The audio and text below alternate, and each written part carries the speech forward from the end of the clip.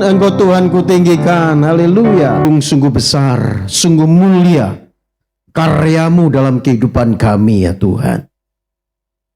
Kalau saat ini kami masih ada sebagaimana kami ada, semua karena kebaikan Tuhan dalam kehidupan kami. Untuk itu ya Bapa, pada saat ini kami merindukan lawatan-Mu dalam kehidupan kami.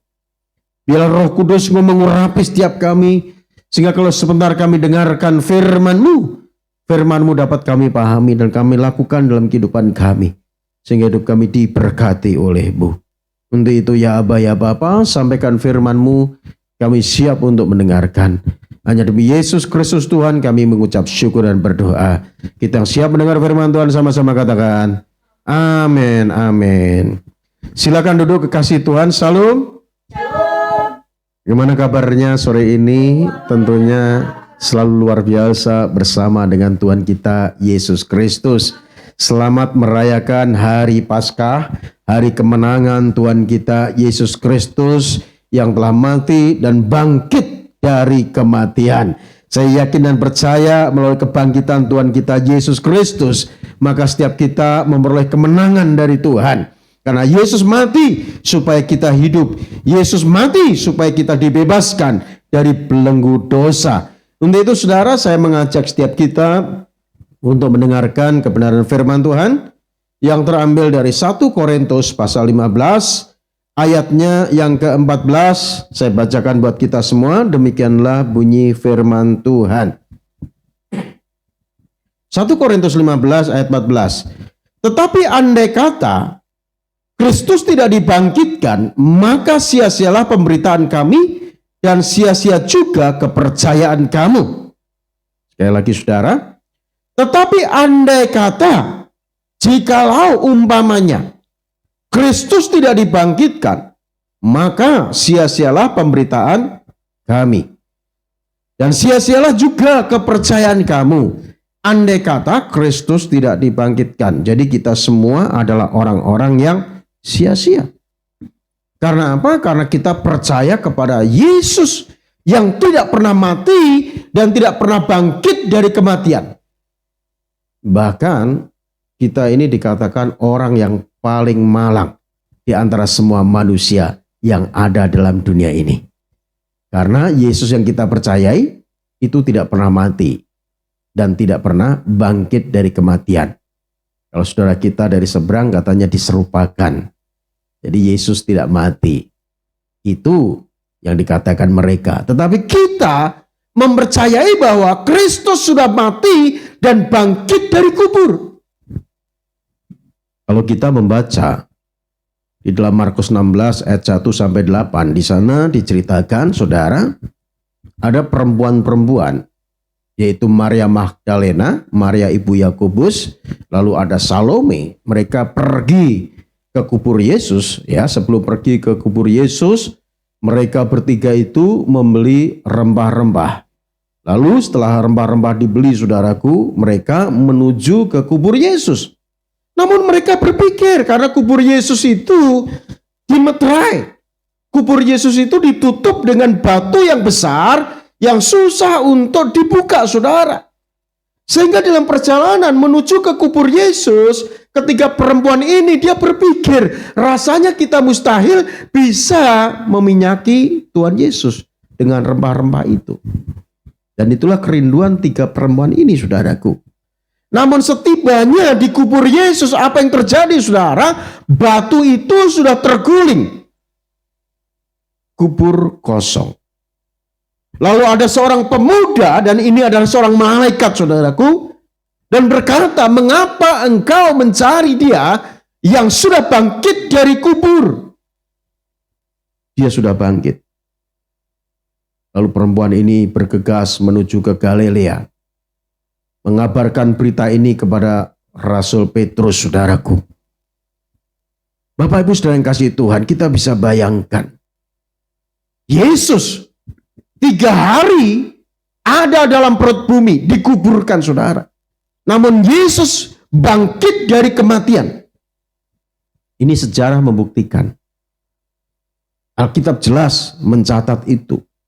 Bahwa Yesus pernah mati Yesus pernah dikuburkan, ya, Yesus bangkit dari antara orang mati. Memang ada dusta mahkamah agama yang membayar serdadu-serdadu Romawi yang menjaga kubur Yesus supaya apa? Memberitakan berita dusta bahwa mayatnya dicuri oleh murid-muridnya. Dan ini berita mahkamah agama, berita dusta yang ditebarkan oleh semua orang pada waktu itu, dan sampai sekarang pun beritanya seperti itu. Bahkan yang paling sadis, yang paling tragis, ya, yang memfitnah bahwa Yesus itu tidak pernah mati. Mayatnya hanya diserupakan. Yang disalib itu bukan Yesus, tapi salah satu dari murid Yesus. Ini kan berita bohong, saudaraku. Dan ternyata berita bohong itu sudah ada dari sejak dulu, saudara. Namun kita sebagai orang-orang yang percaya kepada Tuhan, kita harus memaknai tentang kebangkitan Tuhan kita Yesus Kristus. Karena Alkitab tadi dengan jelas mengatakan, andai kata Kristus tidak dibangkitkan, maka sia-sialah iman kepercayaan kamu. Dan sia-sialah pemberitaan kami, andai kata Kristus tidak dibangkitkan. Jadi kita semua, ya, orang-orang yang percaya kepada Tuhan Yesus, itu adalah orang-orang yang sia-sia. Karena Yesus tidak pernah mati dan bangkit. Namun yang benar adalah Yesus sudah mati dan dia bangkit dari kubur, saudara. Membuktikan dia hidup. Untuk itu mari saudaraku, biar setiap kita mau dan bisa memaknai akan kebangkitan Tuhan kita Yesus Kristus. Jadi dasar iman kekristenan itu seperti ini. Yaitu kita mengimani Yesus yang mati, mengimani yang Yesus yang bangkit dari kematian. Ya, tanpa saudara memiliki iman seperti itu, saudara tidak akan mengalami kemenangan di dalam Yesus Kristus Tuhan. Untuk itu mari saudara, saya mengajak setiap kita untuk memaknai akan perayaan Paskah pada hari ini, akan kebangkitan Tuhan kita Yesus Kristus. Makna kebangkitan Tuhan kita Yesus Kristus yang pertama adalah bahwa Yesus sudah menyelesaikan masalah dalam kehidupan manusia. Masalah terbesar yang diselesaikan Tuhan Yesus adalah masalah dosa. Dan Yesus bangkit, artinya Yesus mengalahkan dosa dan maut. Karena Alkitab katakan upah dosa adalah maut. Upah dosa adalah kematian. Namun dengan kebangkitan Tuhan kita Yesus Kristus, maka kita boleh katakan, hai maut, di manakah sengatmu? Sengat maut adalah dosa. Jadi dosa itulah yang bisa membawa manusia masuk ke dalam neraka. Karena Alkitab dengan jelas mengatakan bahwa upah dosa adalah maut. Jadi Bapak Ibu Saudara yang kasih Tuhan, kita bersyukur kepada Tuhan. Punya Tuhan yang mati dan bangkit, yang menghapus dosa seluruh umat manusia yang mau percaya kepadanya. Tanpa manusia dihapus dosanya, maka manusia tetap manusia yang berdosa. Dan pada akhirnya manusia akan mengalami kematian kekal.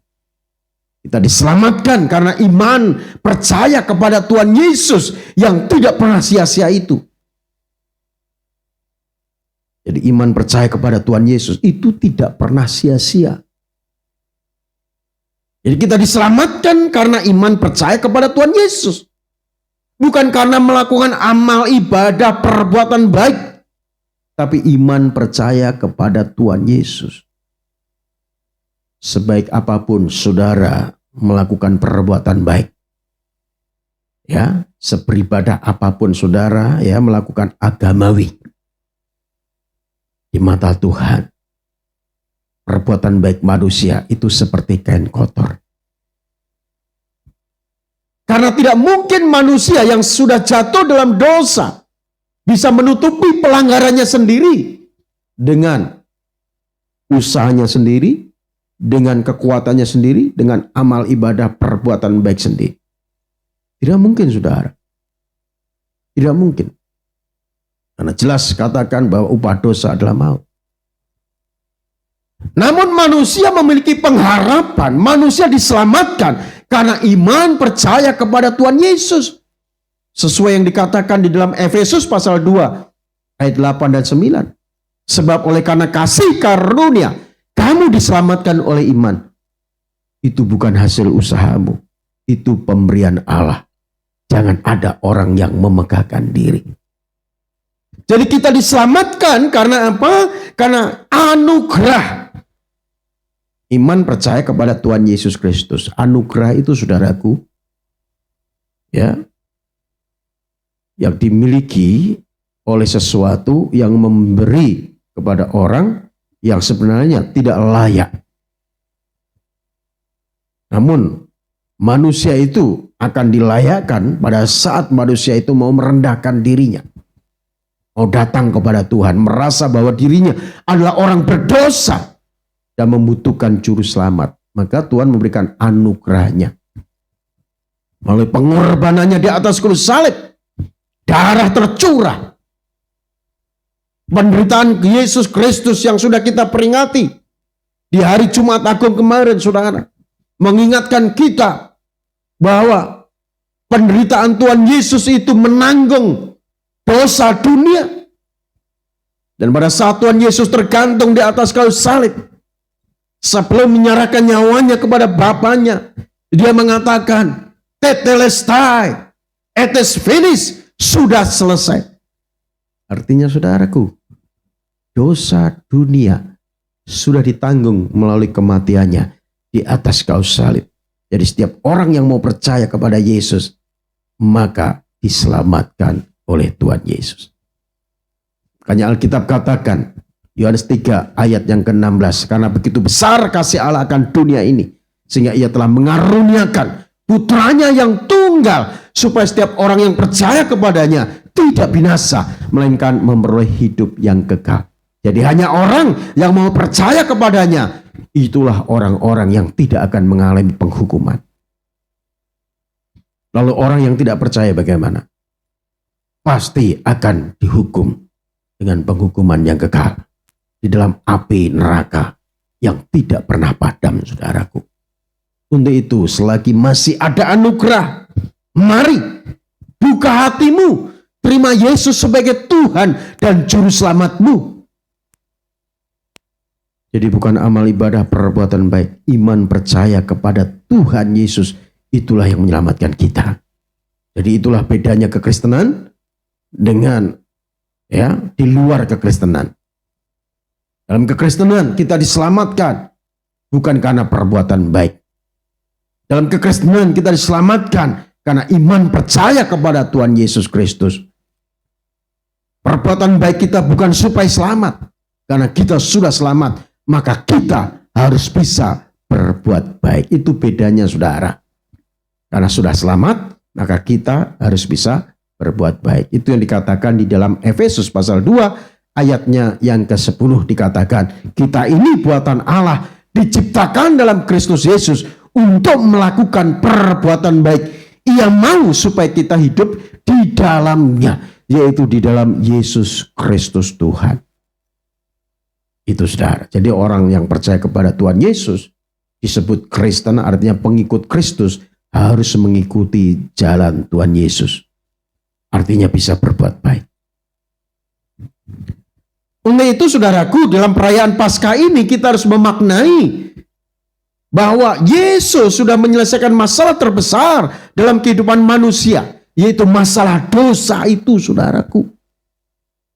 Untuk itu kita yang sudah diselamatkan oleh Tuhan, jangan lagi kita mau melakukan dosa. Keselamatan yang Tuhan berikan, jangan kita pakai untuk senjata berbuat dosa. Karena Tuhan sudah mengampuni dan Tuhan mau mengampuni, ya sudahlah kita lakukan dosa. Nanti kan diampuni. Bukan begitu, saudara. Justru karena Tuhan sudah mengampuni dosa kita, kita tidak dipandang hina. Kita harus hidup di dalam kebenaran. Kita harus hidup memuliakan Tuhan. Ini yang terpenting yang perlu kita lakukan. Untuk itu maknai akan kebangkitan Tuhan kita Yesus Kristus. Ini yang pertama. Lalu yang kedua, saudaraku, dengan kebangkitannya, Yesus membuktikan bahwa dirinya adalah Tuhan. Kalau Yesus bukan Tuhan, dia mati, dia tidak akan bangkit. Tokoh agama di dunia ini dan semua manusia di dunia ini, tidak ada yang mati dan bangkit lagi dan hidup selamanya. Enggak ada. Manusia yang ada dalam dunia ini mati, memang ada beberapa yang dibangkitkan, bisa hidup, tapi mati lagi, saudara. Itulah manusia. Tapi Tuhan kita Yesus Kristus, dia adalah kebangkitan dan hidup. Dia menyatakan bahwa dirinya itu Tuhan, maka dia bangkit dari kematian. Itu Tuhan kita Yesus, saudaraku, membuktikan bahwa dirinya Tuhan. Kalau orang memfitnah, orang tidak percaya, yaitu hak orang itu. Mengatakan Yesus gak pernah mati, dan Yesus tidak pernah bangkit.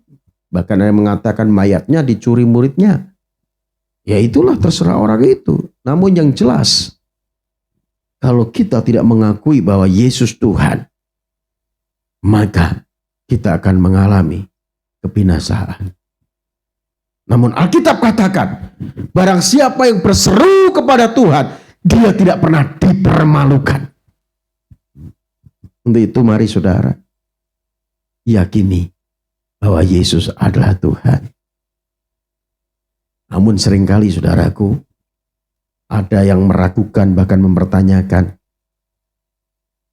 Coba tunjukkan ayat di Alkitab yang mengatakan bahwa Yesus adalah Tuhan. Banyak saudaraku. Di antaranya dalam Filipi pasal 2. Yang mengatakan bahwa Yesus mengambil rupa seorang hamba. Menjadi sama seperti manusia. Dia rela mati di atas kayu salib. Itulah sebabnya Allah mengaruniakan dia nama di atas segala nama. Supaya setiap lutut bertelut, lidah mengaku bahwa Yesus adalah Tuhan. Bagi kemuliaan Allah Bapa. Jadi Yesus adalah Tuhan. Itu yang benar. Tuhan itu gelar. Yesus adalah firman yang menjadi daging. Firman yang menjadi manusia. Dia Tuhan di atas segala Tuhan. Dia Raja di atas segala Raja. Yaitu Yesus Kristus Tuhan kita, saudaraku. Dia sudah membuktikan. Jadi Tuhan kita Yesus Kristus membuktikan bahwa dirinya adalah Tuhan.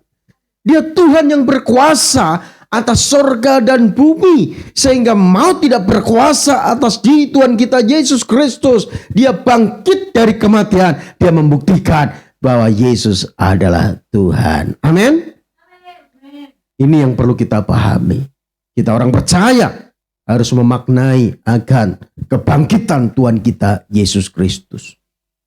Lalu yang ketiga, melalui kebangkitan Tuhan kita Yesus Kristus, maka Tuhan memberikan pengharapan yang baru bagi setiap orang yang percaya kepadanya. Bapak Ibu saudara yang kasih Tuhan, pada saat Tuhan Yesus diserahkan oleh Yudas kepada imam kepala dan ditangkap oleh serdadu-serdadu Romawi, dibawa ke rumah Imam Kayafas untuk dihakimi di sana, saudaraku. Murid-muridnya ketakutan, murid-muridnya kocar-kacir. Tidak ada satu murid yang menemani Tuhan Yesus. Hanya Petrus yang mengikut dari belakang pengen tahu kira-kira diapakan Tuhan Yesus. Dan pada saat Petrus ditanya oleh seseorang, engkau salah satu dari murid Yesus. Apa yang dikatakan oleh Petrus? Aku tidak pernah kenal siapa itu Yesus. Lalu Petrus pindah ke tempat lain. Lalu ada seorang hamba perempuan bertanya, engkau salah satu dari murid Yesus. Apa yang dikatakan oleh Simon Petrus? Aku tidak pernah kenal siapa itu Yesus. Lalu pindah ke tempat lain lagi. Ketemu Ya, orang yang sama dan bertanya, engkau salah satu dari murid Yesus. Lalu apa yang dikatakan oleh Simon Petrus? Aku tidak pernah kenal siapa itu Yesus. Aku bersumpah. Bahkan Petrus sampai bersumpah, saudaraku.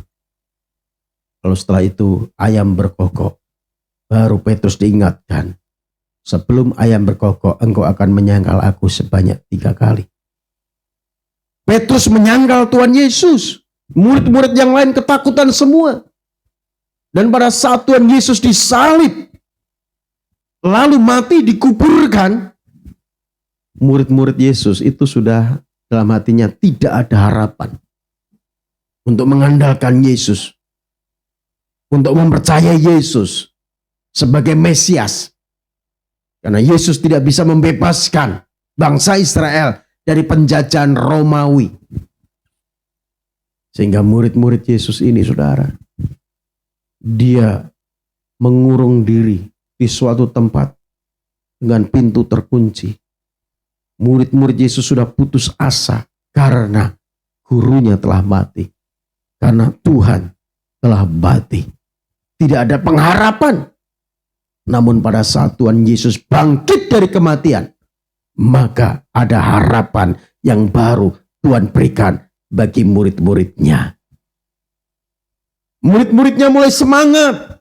Karena apa? Karena Yesus sudah bangkit dari kematian. Dan pada saat mereka berkumpul di suatu ruangan yang tertutup, yang terkunci, tiba-tiba Tuhan Yesus hadir di sana dan mengatakan damai sejahtera bagimu. Sehingga murid Yesus mulai ada pengharapan. Murid Yesus mulai ada semangat. Karena Yesus sudah bangkit. Sebenarnya saudara, sebelum Yesus bangkit dari kematian, bahkan sebelum Yesus ditangkap lalu mati, lalu dikuburkan, ya, sebelum bangkit dari kematian, Tuhan Yesus sudah beberapa kali mengatakan bahwa anak manusia akan diserahkan kepada orang-orang berdosa, diadili lalu disalibkan, mati dikuburkan, dan pada hari ketiga akan bangkit dari antara orang mati. Yesus sudah mengatakan beberapa kali kepada muridnya. Namun muridnya ini pada lupa apa yang dikatakan Tuhan Yesus. Karena saking ketakutannya, saking putus asanya, saudaraku. Namun pada saat Tuhan Yesus bangkit, menampakkan diri kepada murid-muridnya, mereka ada pengharapan yang baru. Untuk itu Bapak Ibu sedang kasih Tuhan, apapun masalahmu, apapun pergumulanmu, di dalam Yesus ada harapan. Dalam Yesus ada jalan keluar. Dalam Yesus ada harapan yang baru. Untuk itu jangan lemah dan putus asa. Karena Yesus sudah bangkit dari kematian. Melalui kebangkitannya, maka kita orang-orang yang percaya ada pengharapan yang baru. Dan ingat saudara, pengharapan di dalam Tuhan tidak akan pernah mengecewakan. Untuk itu jangan pernah tinggalkan Tuhan dalam kehidupanmu. Tetap setia kepada Tuhan sampai akhir kehidupan kita. Ini yang perlu kita pahami. Lalu yang keempat, melalui kebangkitan Tuhan Yesus, maka kita, orang-orang yang percaya kepada Tuhan Yesus, akan mengalami kebangkitan juga. Jadi Bapak Ibu sedang kasih Tuhan, kalau saudara membaca di dalam 1 Tesalonika, di sana dikatakan bahwa orang-orang yang mati di dalam Kristus nanti suatu kali kelak akan dibangkitkan, diganti dengan tubuh kemuliaan yang tidak bisa pernah mati lagi. Dan ingat saudara, Yesus adalah yang sulung dari antara semua manusia yang mengalami kebangkitan. Lalu orang-orang yang mati di dalam Kristus akan mengalami kebangkitan dengan tubuh kemuliaan. Dan kita nanti, semua orang yang percaya kepada Tuhan Yesus, ya, pada saat Tuhan Yesus datang kedua kali, kita yang masih hidup akan dibangkitkan dengan tubuh kemuliaan, diganti dengan tubuh kemuliaan, menyongsong kedatangan Tuhan kita Yesus Kristus. Jadi karena Yesus sudah bangkit dari kematian, maka kita orang-orang percaya kepada Tuhan akan mengalami kebangkitan di dalam Yesus Kristus Tuhan. Makanya saudara, Alkitab tadi katakan, jikalau Kristus tidak dibangkitkan, maka sia-sialah iman kepercayaan kamu dan sia-sialah pemberitaan kami. Andai kata Kristus tidak dibangkitkan. Karena Yesus sudah bangkit dari kematian, maka kita bukan orang-orang yang sia-sia. Kita orang-orang yang memiliki pengharapan. Karena suatu kali kelak kita pun akan mengalami kebangkitan di dalam Yesus Kristus Tuhan. Lalu yang kelima, yang terakhir saudara, melalui kebangkitan Tuhan kita Yesus Kristus, Tuhan memberikan tugas bagi kita orang percaya untuk kita menjadi saksi Tuhan. Dan setelah Tuhan Yesus bangkit dari kematian, Tuhan Yesus menampakkan diri kepada murid-muridnya dan kepada 500 pasang mata di Bukit Zaitun, saudaraku, sebelum naik ke surga. Dan Tuhan memberi perintah kepada setiap orang yang percaya kepadanya untuk apa? Menjadi saksi Tuhan. Tuhan katakan di dalam Kisah Rasul 1 ayat yang ke-8, kamu akan menerima kuasa kalau Roh Kudus turun ke atas kamu, dan kamu akan menjadi saksiku di Yerusalem, Yudea, dan Samaria, bahkan sampai ke ujung bumi. Ini adalah tugas setiap kita orang-orang yang percaya kepada Tuhan, yaitu menyaksikan akan kebaikan Tuhan yang sudah menyelamatkan kehidupan kita. Ini tugas setiap kita orang percaya, saudara. Dan Alkitab katakan dalam Markus 16 ayat 15, aku berkata kepadamu, pergilah ke seluruh dunia, beritakan Injil kepada segala makhluk. Barang siapa yang percaya dan dibaptis akan diselamatkan. Barang siapa yang tidak percaya akan dihukum. Ini tugas kita, saudara. Banyak orang yang belum percaya yang akan mengalami penghukuman. Kita sebagai orang percaya harus pergi ke seluruh dunia, memberitakan Injil kepada semua makhluk yang ada dalam dunia ini, saudaraku. Artinya, saudara, dimanapun Tuhan tempatkan, di sana dunia saudara bisa menjadi saksi Tuhan. Dalam dunia rumah tangga, saudara bisa menjadi berkat bagi suami, istri, anak saudara. Dalam dunia pekerjaan, saudara bisa menjadi berkat di mana saudara bekerja. Dimanapun berada, saudara, bukan berarti kita keliling dunia. Artinya dimanapun Tuhan tempatkan, kita bisa menjadi terang dan garam bagi dunia ini. Itulah menjadi saksi Tuhan yang Tuhan tugaskan untuk kita lakukan.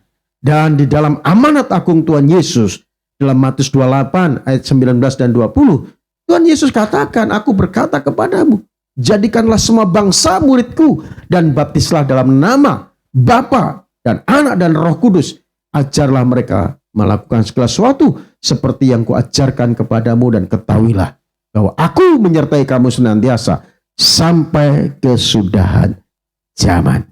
Jadi melalui kebangkitan Tuhan Yesus, kita harus menyadari bahwa Tuhan memberikan tugas bagi setiap kita orang percaya untuk menjadi saksi Tuhan.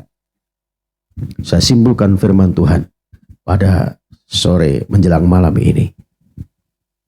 Andai kata Kristus tidak dibangkitkan, maka sia-sialah pemberitaan kami. Dan sia-sialah iman kepercayaan kamu. Andai kata Yesus tidak dibangkitkan. Bahkan kita ini orang yang paling malang di antara semua manusia yang hidup dalam dunia ini. Namun yang benar adalah Yesus sudah dibangkitkan. Yesus sudah bangkit dari kematian. Maka kita bukan orang-orang yang malang, tapi kita adalah orang-orang yang memiliki kemenangan di dalam Yesus Kristus. Untuk itu mari, biar setiap kita orang percaya boleh menghayati ini, memaknai tentang kebangkitan Tuhan Yesus. Apa makna kebangkitan Tuhan Yesus? Yang pertama, Tuhan Yesus sudah menyelesaikan masalah terbesar dalam kehidupan manusia, yaitu masalah dosa. Lalu yang kedua, saudaraku, Yesus membuktikan bahwa dirinya adalah Tuhan. Karena dia Tuhan, maka maut tidak berkuasa atas diri Tuhan kita Yesus Kristus. Karena Yesus sudah bangkit, maka ada pengharapan baru diberikan bagi setiap kita orang-orang yang percaya kepadanya. Jangan putus asa, ada harapan di dalam Tuhan. Karena Yesus sudah bangkit, maka kita pun orang percaya akan mengalami kebangkitan di dalam Tuhan. Dan Tuhan sudah bangkit, maka kita orang percaya diberi tugas oleh Tuhan Yesus untuk menjadi saksinya Tuhan. Tuhan Yesus memberkati. Mari kita bangkit berdiri. Kita datang kepada Tuhan, kita kembali nyanyikan satu lagu pujian. Yesus Kristus Tuhan. Haleluya, haleluya. Ku pandang kemuliaan-Mu, Imam besar Maha Agung. Kaulah pemilik hidupku, Yesus Kristus Tuhan.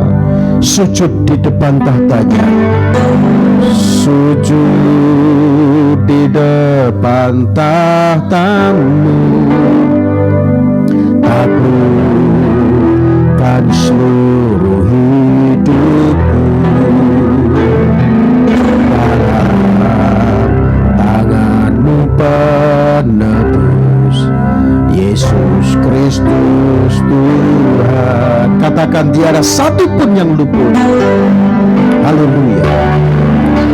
Tiada satu pun yang luput dari karya kasih-Mu yang mulia.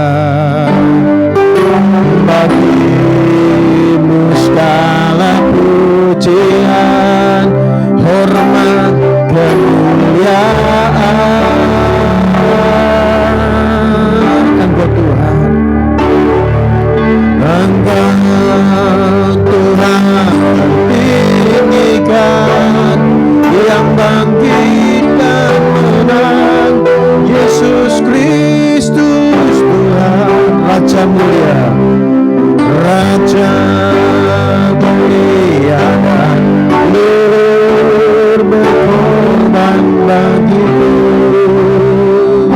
Selamatkan jiwaku, selamatkan jiwaku.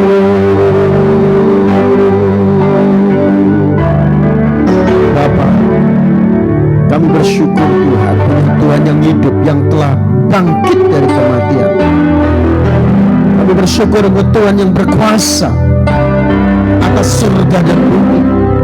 Kami sujud di hadapan-Mu Tuhan. Terima kasih Tuhan. Terima kasih Tuhan buat pengorbanan. Terima kasih buat kasih-Mu. Terima kasih buat kuasa kebangkitan.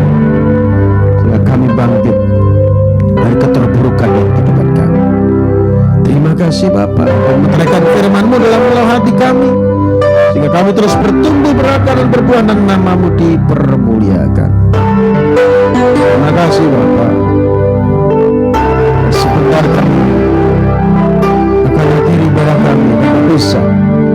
Oleh itu Bapa, bila Engkau memberkati setiap kami, berkati gereja